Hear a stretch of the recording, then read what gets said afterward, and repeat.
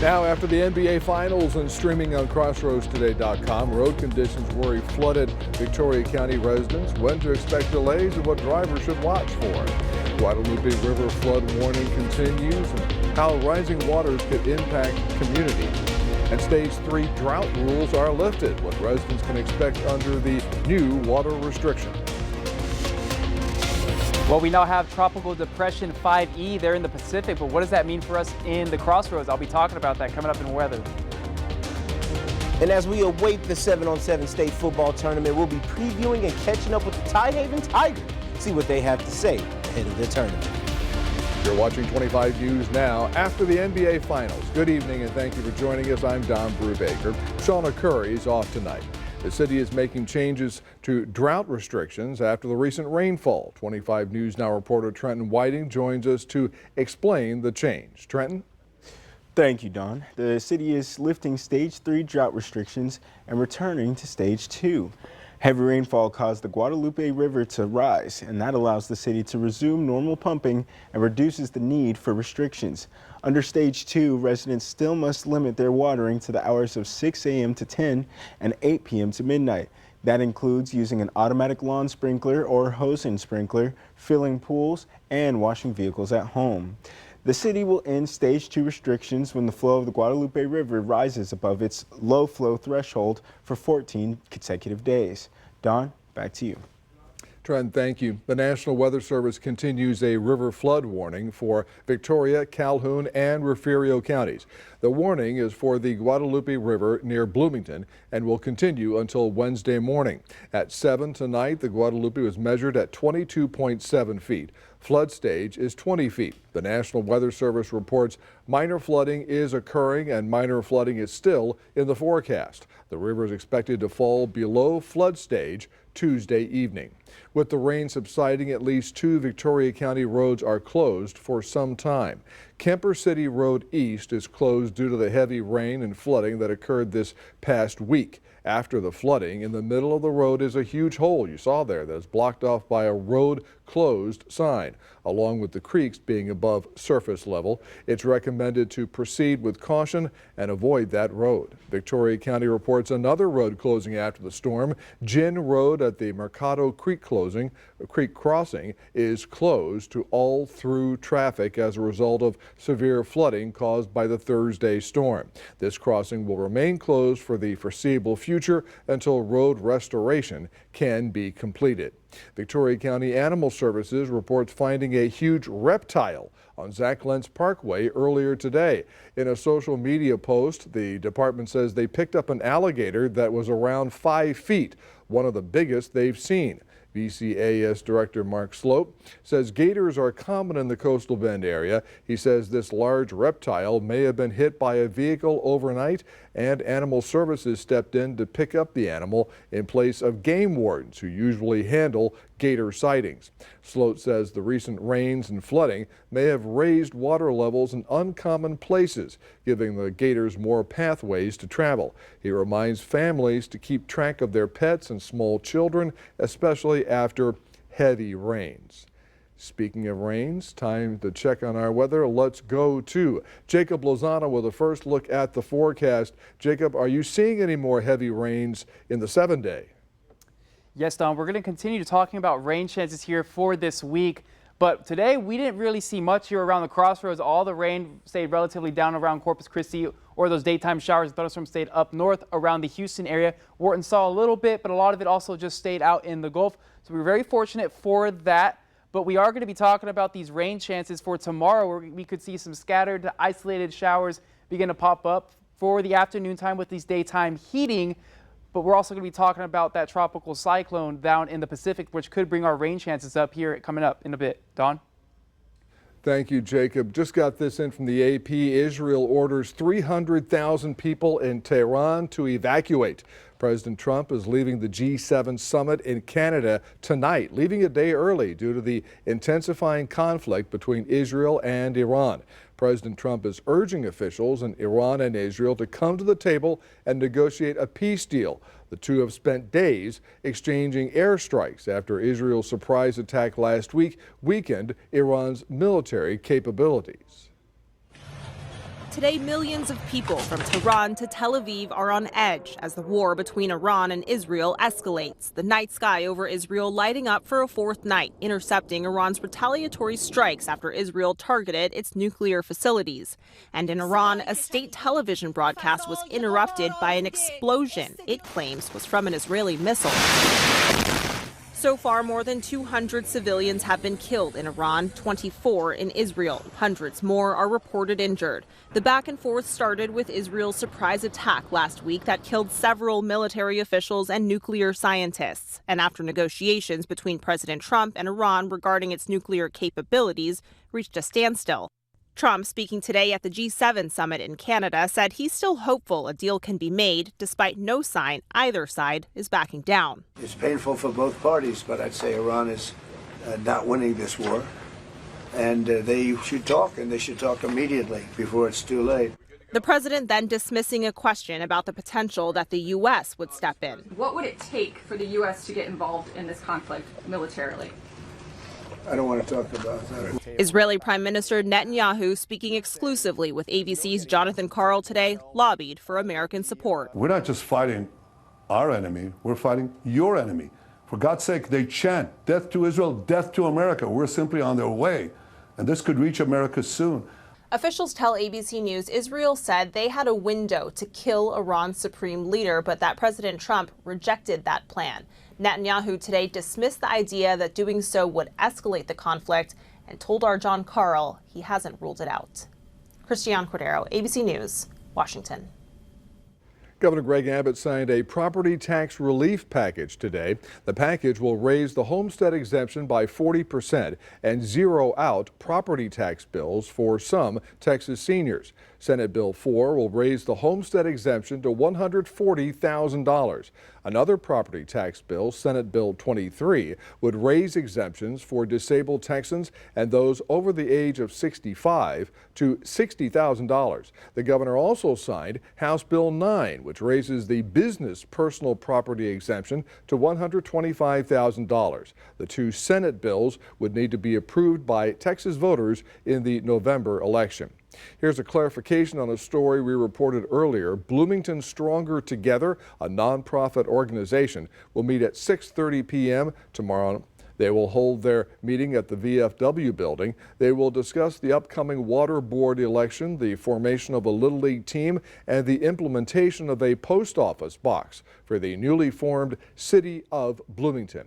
And the newly incorporated City of Bloomington will hold its first City Council meeting Thursday night at 6. The meeting is set to take place at the VFW building. On the agenda is the discussion of a mayor pro tem appointment and the structure for City Council meetings moving forward. They plan to have their second City Council meeting at 7 p.m. Friday, July 25th. South Padre Island officials are concerned about the future state of their beaches as the Trump administration's federal spending cuts and FEMA phase-out threaten coastal protection this hurricane season. Read this full Texas Tribune article by visiting our website, crossroadstoday.com. And here is your viewer poll tonight. The question is, have you noticed any changes to beaches or coastlines in your area in recent years? The choices are yes, significant changes, or some minor changes, or no noticeable changes, or not sure. The voting in this has really changed quite a bit in the last few hours. So taking over the top spot with our voters, yes, significant changes on their coastlines in the area in the recent years. We want to hear from you. Visit crossroadstoday.com/vote to take part, and we thank you for voting. Remember to subscribe to our YouTube channel, Crossroads Today. Hit the like button and click the notification bell. Then you can see Crossroads Today on YouTube. And coming up on 25 News now at 10, a political assassination plan foiled. How a deadly shooting spree targeted elected leaders in their own homes. Also ahead, the national paycheck debate is back. How a bipartisan push to raise the minimum wage could affect millions of workers and businesses.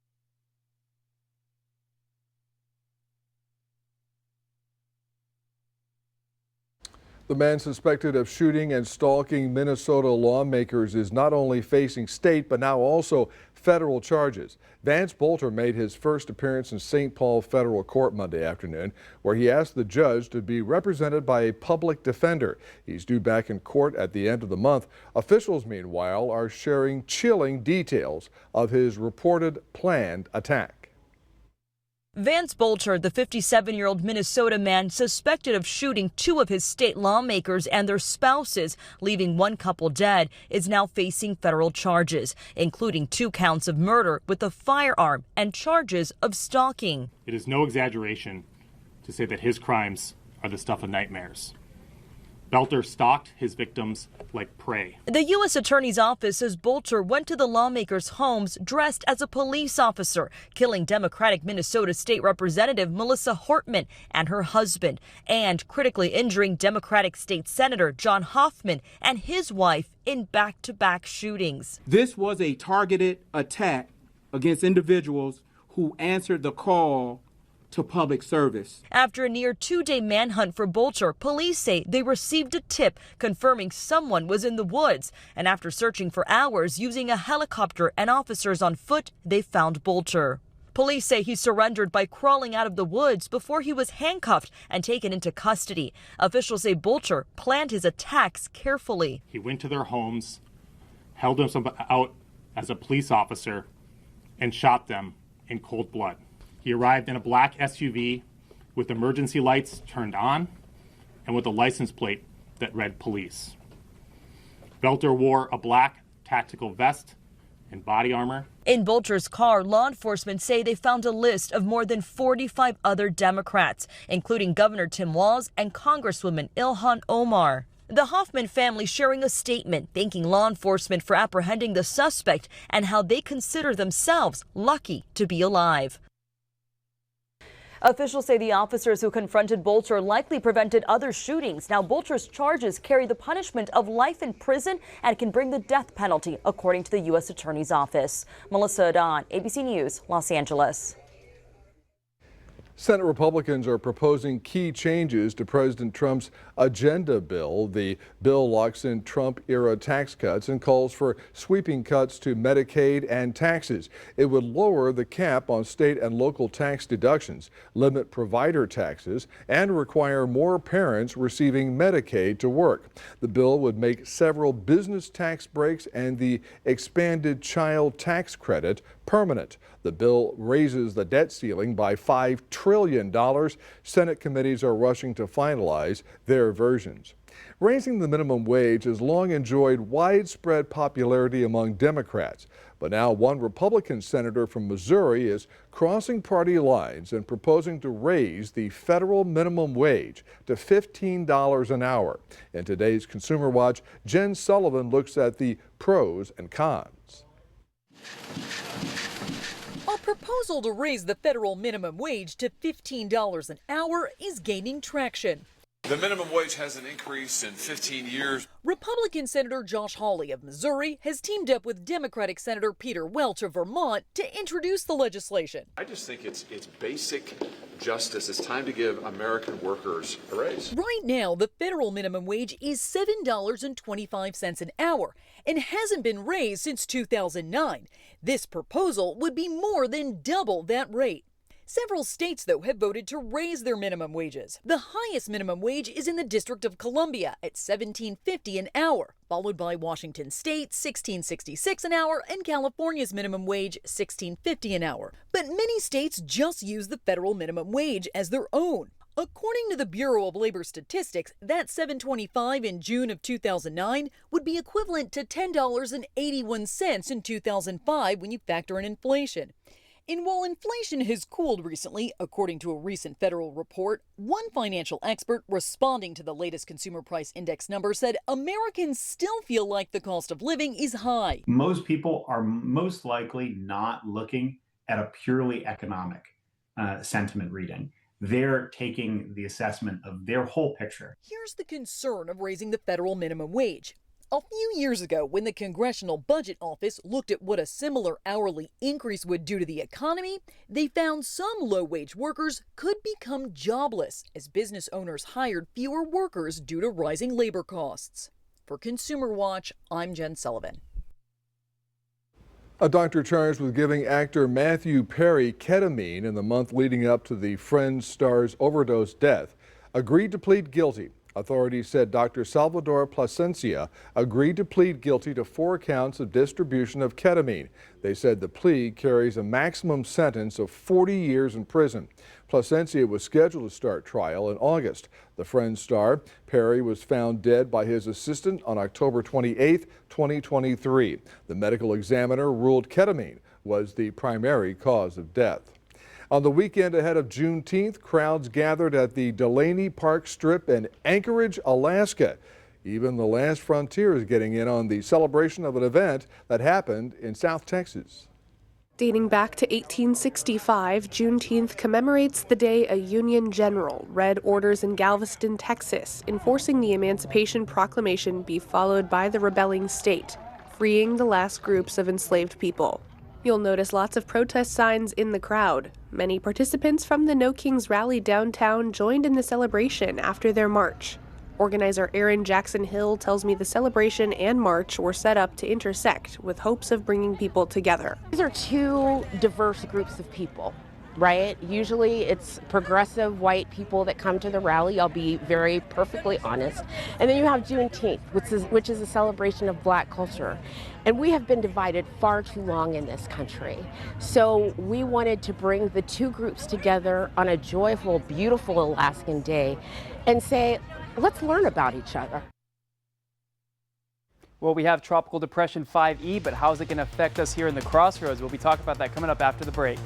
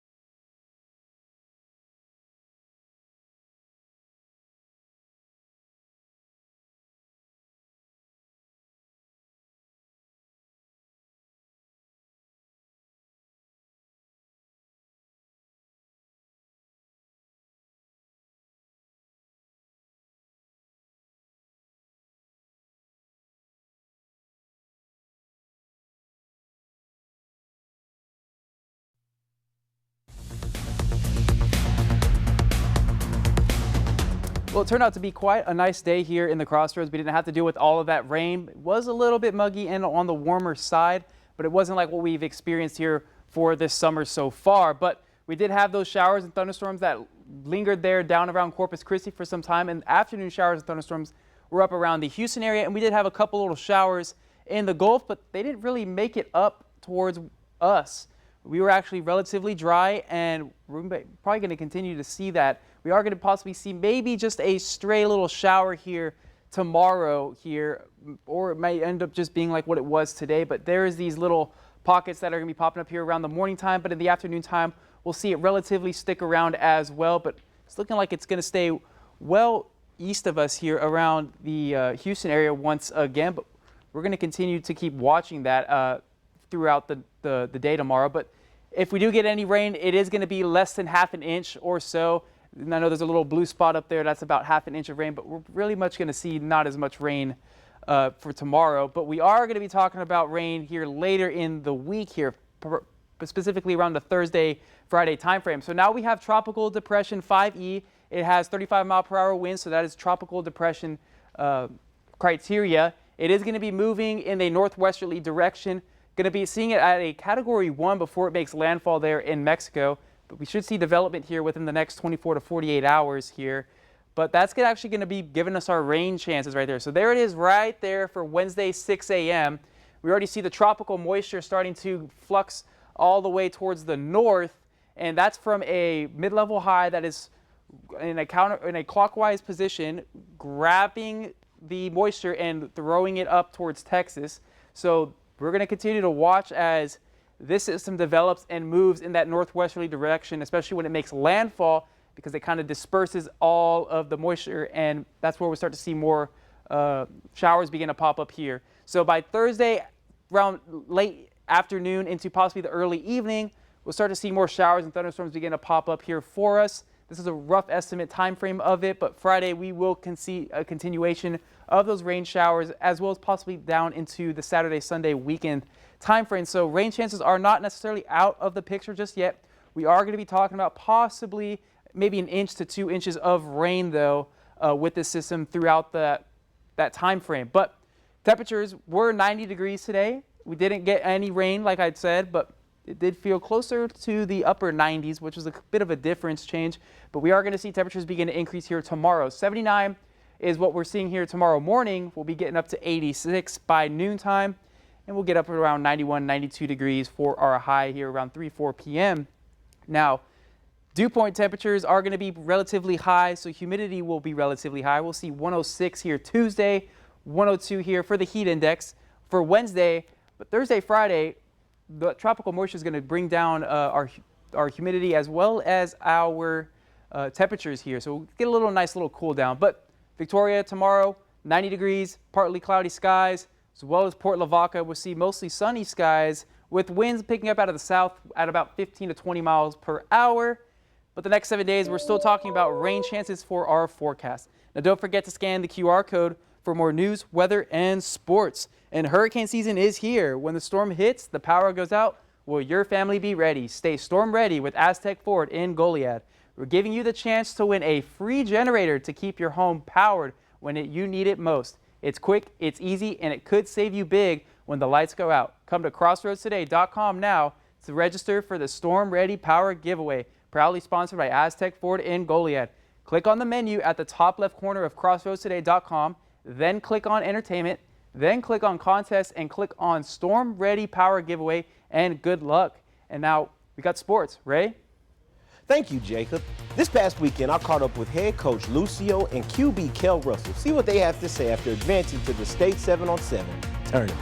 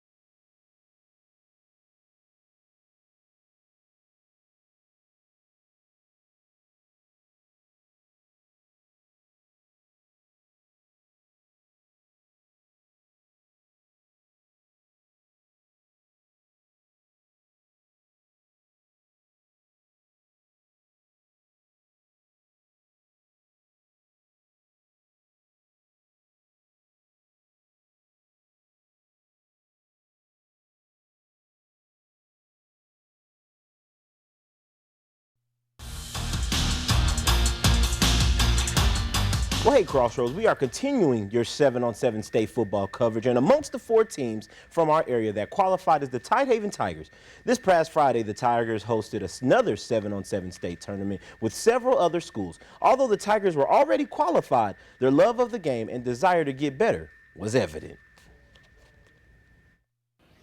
Experience and overall wanted participation is one of the key contributing factors to success the Tidehaven Tigers have experienced in the 7-on-7 tournament.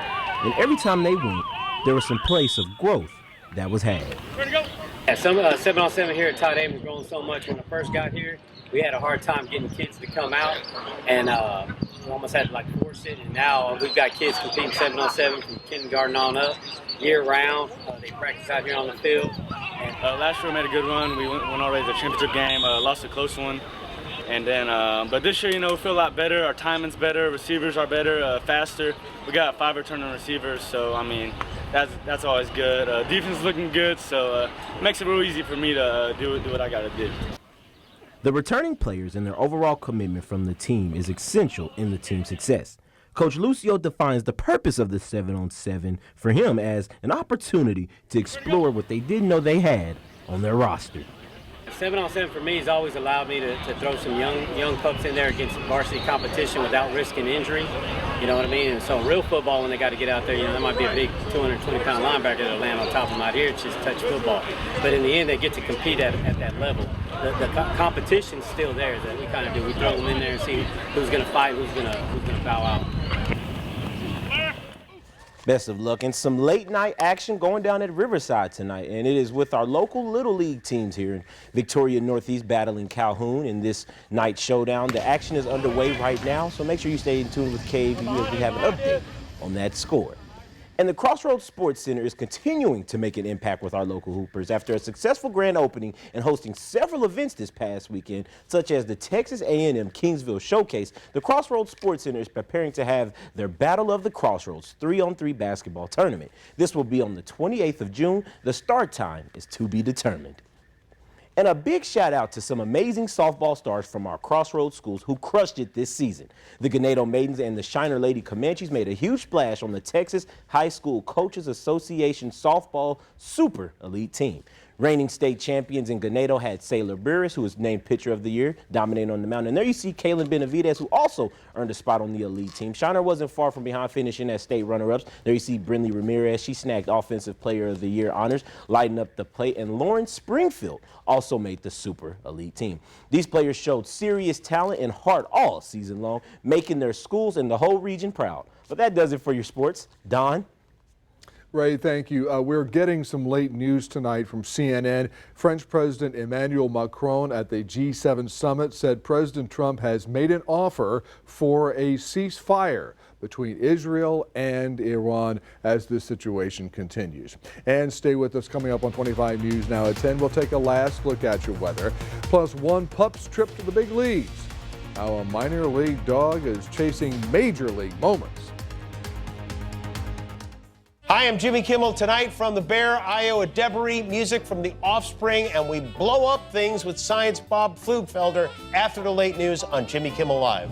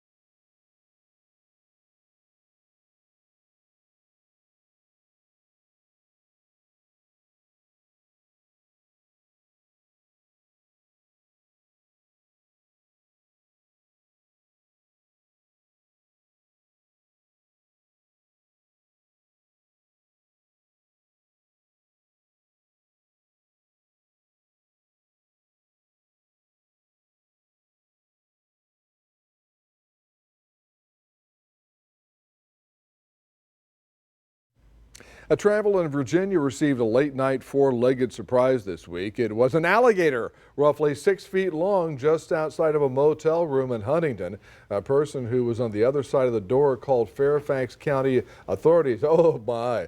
Early Monday, the officers located the large reptile and found its owner, who was transporting the gator from New York to a zoo in North Carolina. Police were able to get the situation under control and safely escort the alligator and the owner outside of town.